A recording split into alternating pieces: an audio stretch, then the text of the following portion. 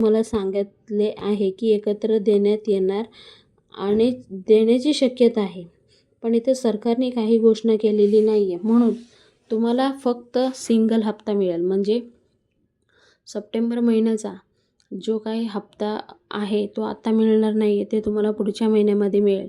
आता ऑगस्ट महिन्याचा 1500 रुपये तुमच्या खात्यामध्ये जमा होणार आहे. तर इथे 26 लाख महिलांना अर्जाची पुन्हा छाननी लाडक्या बहीण योजनेत निकषात न बसलेले अनेक महिन्याला लाभ घेण्यात समोर आलं. त्यानंतर आता पुन्हा अर्जांची छाननी सुरुवात करण्यात आली आहे. या संदर्भात अदिती तटकरे यांनी मुख्यमंत्री माझी लाडकी बहीण योजनेअंतर्गत लाभ घेत असलेल्या लाभार्थीपैकी सुमारे 26 लाख लाभार्थींना निकषातून पात्र दिसून येत नसल्याबाबत माहिती व तंत्रज्ञान विभागाने प्राथमिक महिला उपलब्ध करून दिली होती. सुमारे 26 लाख लाभार्थींना राज्य सर्व जिल्ह्यामध्ये आहे. तर पूर्ण जिल्ह्यामध्ये 26 लाख जे